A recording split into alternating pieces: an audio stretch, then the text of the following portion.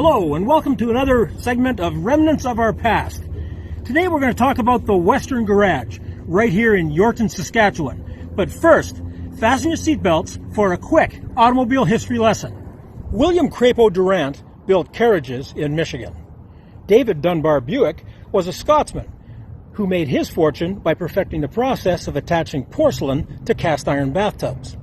Both of these gents saw the future potential of the horseless carriage.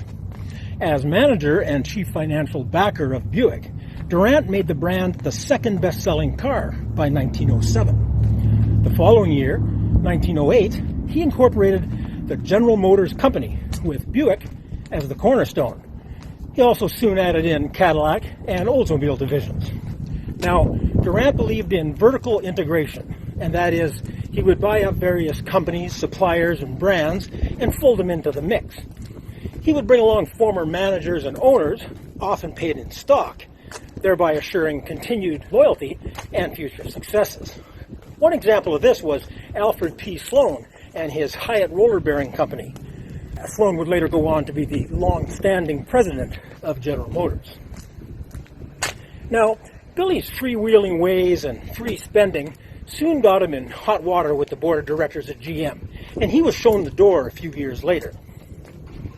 This is where Louis Chevrolet comes in. Yes, Virginia, there was a Mr.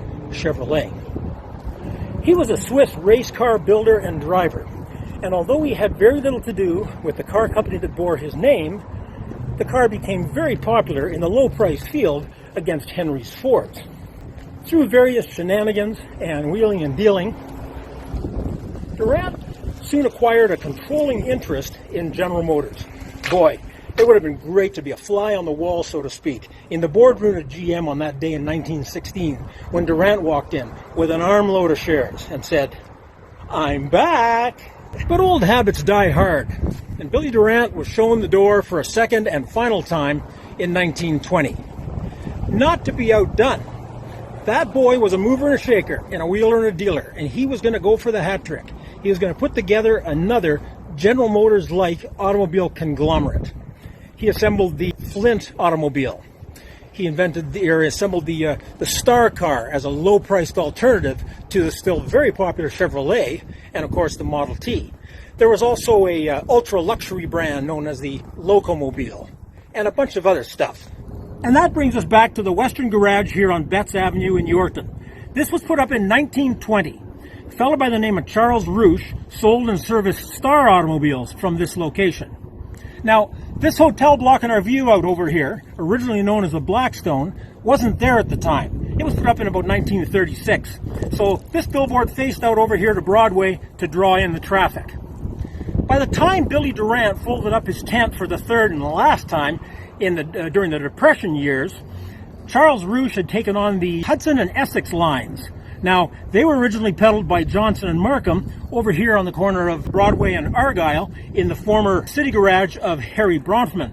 But that's another great big Yorkton history story for another time.